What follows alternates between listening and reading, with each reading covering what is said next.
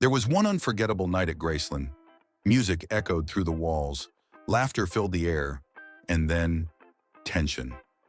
The king himself sat at the piano, sharing the spotlight with a guest whose bold antics nearly pushed him past his breaking point. Imagine two icons toe-to-toe, trading melodies, and then something snapped. What happens when egos collide under chandeliers and velvet curtains in the king's own living room? Stick around, because this legendary clash is one you've never heard quite like this. Hey everyone, welcome back.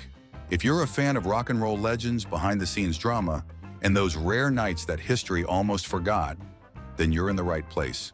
Because today we're diving deep into a little-known story from the heart of Graceland itself. It starts off like any other night, friends hanging out, stories flowing, music drifting through the mansion halls. But what happened next? Let's just say it wasn't in the script, and you'll want to stick around until the very end to find out. Now, to really understand the gravity of this moment, you've got to know the cast of characters. This wasn't just Elvis holding court at Graceland. He was surrounded by his tight inner circle, guys who knew him like a brother. George Klein, the childhood friend who stuck with him through thick and thin. Alan Fortas, one of the trusted Memphis Mafia who could read the king's moods like a book. And of course, Sam Phillips, the legendary Sun Records producer who discovered Elvis in the first place. These weren't casual guests. These were the people Elvis led inside the velvet rope of his private life.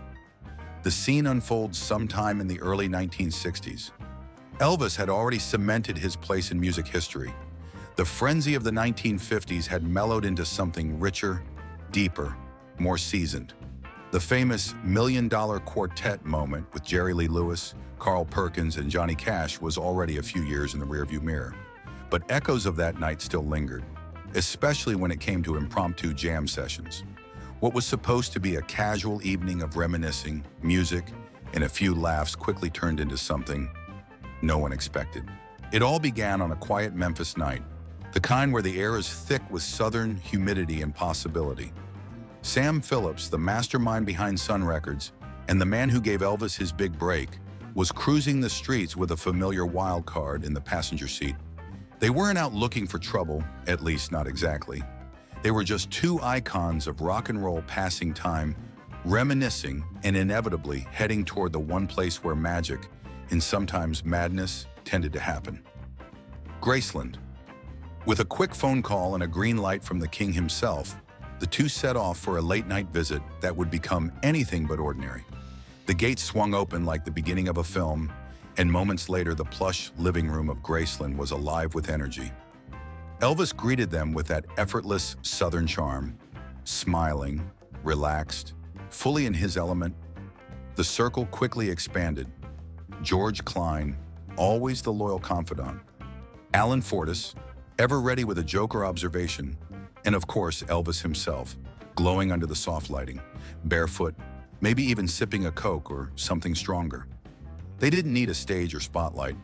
These were the kinds of nights where stories poured out like old whiskey, and the music seemed to hang in the air long after the last note. As the hours stretched on, the mood stayed light. Laughs rolled from one corner of the room to the other, and the guys traded road stories like poker chips. The conversation buzzed with tales of sold-out shows, fan encounters, and near misses on the highway. You could feel something building, a sense that this wasn't going to be just another jam session. No, there was something different in the air that night. A charged undercurrent was beginning to stir, just beneath the easy banter. Nobody knew it yet, but this evening at Graceland was headed for a turning point that none of them would forget. Before long, the center of gravity in the room shifted toward the gleaming piano sitting like a crown jewel in the corner of Graceland's living room. With the kind of unspoken rhythm that only old pros share, Elvis and his guest gravitated toward it, each sliding onto the bench from opposite ends. No formal announcement, no cue. It just happened, like magic unfolding in real time. One sat near the bass, the other closer to the treble, fingers already itching to play. A few chuckles floated through the room as everyone settled in, sensing something special was about to go down. What started as a playful musical conversation quickly turned into something electric. They tossed songs back and forth, dipping into familiar rockabilly riffs and gospel melodies. Sometimes Elvis would launch into one of his own hits with a wink, only to have his guest echo it with a twist. Then just as quickly, they'd reverse roles, swapping verses, harmonizing, one-upping the other with that competitive spark only two natural-born performers could conjure. There was no audience here, no tickets to sell, just raw talent, muscle memory, and decades of charisma bouncing off the walls like sunlight off the piano's polished surface.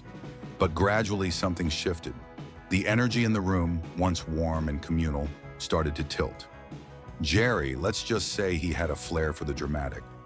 Feeding off Alan and George's enthusiastic cheers, he began to lean harder into the spotlight, pounding the keys a little louder, taking longer solos, adding flourishes that blurred the line between confidence and bravado. He was putting on a show and everyone knew it. Everyone, including Elvis. At first, the king played along with that knowing smile, but if you were paying attention, you'd see it. Just beneath the surface, a flicker of something sharper. Something waiting to be unleashed.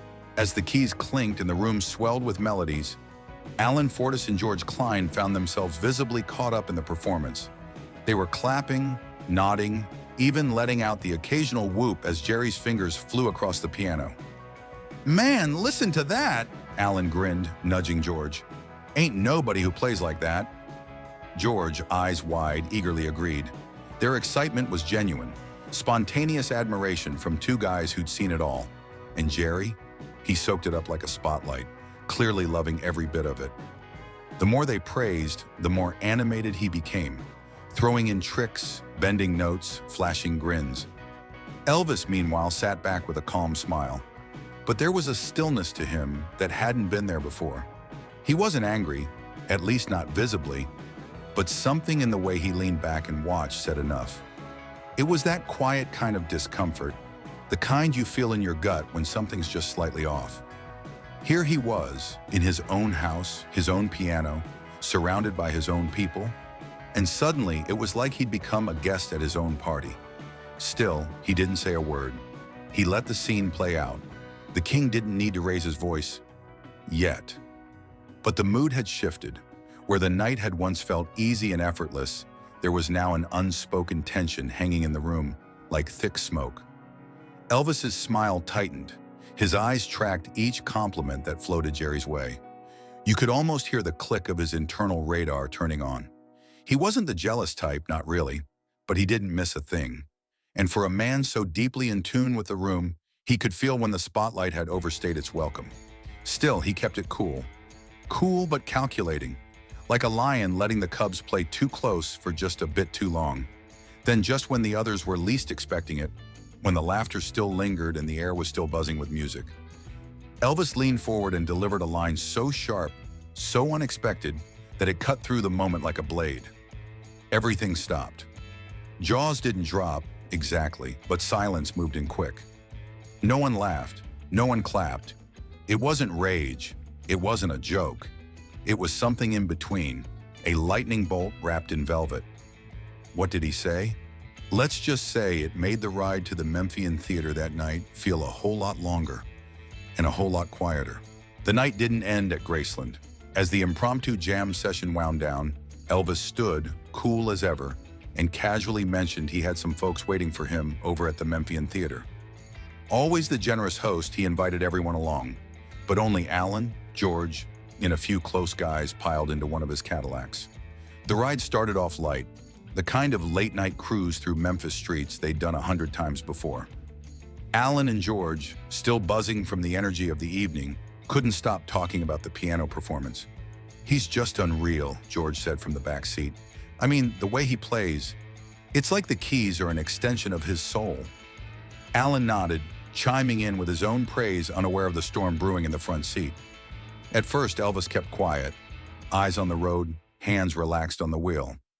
But the more they talked, the tenser his posture became. You could almost see the heat building in his jaw, each compliment stacking on top of the last like kindling on a fire. And then, without raising his voice, without looking away from the road, he dropped a line that cut through the conversation like a knife. "Well," he said, calm but cold, "if you SOBs like the way he plays so much, why don't you go work for him?" Just like that, the chatter died. The car seemed to pause in motion, like even the tires were stunned. The king had spoken, and not in jest. A heavy silence settled over the Cadillac, the kind that turns the air thick and makes the city lights outside blur just a little more. Alan and George sat back, stunned, unsure whether to laugh, apologize, or say nothing at all. They tried to recover, tossing out a few half-hearted comments about how he was good, sure, but not in the studio like Elvis, or that he only shined when he played alongside the king. But it was no use. Elvis saw right through it. "Ah, shut up. I know what you're trying to do," he muttered, more tired than angry now. The rest of the drive was quiet, the kind of quiet that says more than words ever could. Something had shifted, and the night wasn't over yet. As they neared the Memphian, the tension that had filled the car like thick fog finally started to lift. Alan, still trying to smooth things over, made a sly comment.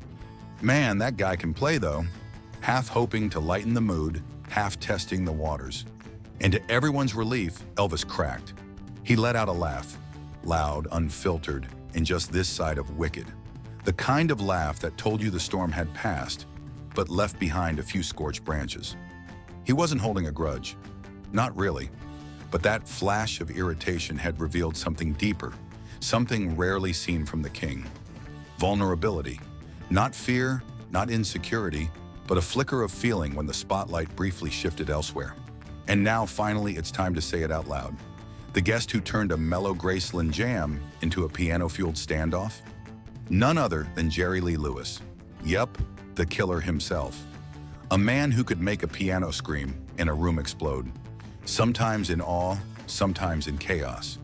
He wasn't just another guest that night. He was a storm in leather shoes, crashing into Elvis's world with energy that was impossible to ignore. Their friendship was real, yes, but it was complicated. Two Southern-born titans of rock and roll, each carved from the same rebellious stone, but always standing on opposite ends of the spotlight. Despite what it looked like that night, it wasn't Elvis who struggled with envy. In truth, Jerry Lee was often the one simmering under the surface. He came up in Elvis's shadow, even though he had talent pouring out of every pore. And he knew it. He used to make little digs, nothing too direct, but enough to sting. When Elvis made his triumphant return to the stage in 1969, Jerry was quick to say he should stick to rock and roll and ditch the slow ballads. Elvis, never one to take a swipe lying down, allegedly fired back with a line that cut to the core. "And that's why I still have a career and you don't." Jerry couldn't stand that Elvis was the one who had it all. The voice, the looks, the mass appeal. Sure, Jerry had his glory days, but they were often interrupted by scandal, controversy, and self-inflicted setbacks. Meanwhile, Elvis kept rising, selling out arenas, drawing crowds, and commanding reverence Jerry could only grasp at.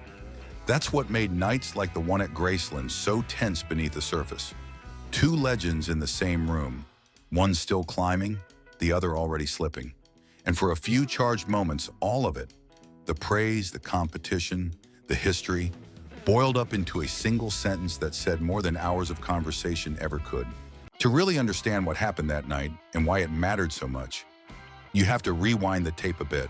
Picture this: December 1956 at Sun Studios, an unplanned jam session that would go down in history. Elvis, Jerry Lee Lewis, Carl Perkins, and Johnny Cash all in one room, their voices and fingers dancing across instruments in a raw, magical collision of talent. They called it the $1 Million Quartet. It was supposed to be a one-off, just some guys fooling around between takes. But even in that room, with all the laughter and harmonies, there was an unmistakable current of competition, especially between Elvis and Jerry. Two young lions circling the same crown, neither one ready to bow. As the years rolled on, that rivalry evolved. Jerry had his bursts of brilliance, fiery live performances, unforgettable piano runs, and a persona that could either light up or burn down a room. But Elvis had staying power. His voice matured like fine whiskey, his presence only grew stronger, and his ability to reinvent himself kept him forever in the spotlight. While Jerry fought his own battles, both on stage and off, Elvis kept moving forward, capturing new audiences and refusing to fade. That was the difference: talent, Both had it in spades, but when it came to endurance, to legacy, there was no contest. One kept climbing, the other kept stumbling. By 1972, Elvis was packing Madison Square Garden, not once but 4 times in a single weekend. Critics were stunned, fans wept, and the King proved he wasn't just a relic of the 50s, he was still the showman of a generation. Jerry, on the other hand, was treading water. Sure, he'd carved out a niche in country music, had some hits, but the magic that once burned so hot was flickering. The industry had changed, and Elvis had evolved with it. Jerry hadn't. And that contrast, the rise of one legend and the struggles of another, was never more obvious than on that fateful night at Graceland, when old sparks reignited in a living room that had seen more than its fair share of history. Fame has a strange way of sharpening every glance, every word, every laugh shared between stars. For legends like the ones in this story, the stage wasn't always the spotlight. They carried their personas into living rooms, car rides, and quiet moments the rest of us will never see. Behind every hit record and sold-out show, there's a swirl of pride, pressure, and the kind of ego that's forged in fire. But beneath all of that, there was also something deeply human: respect.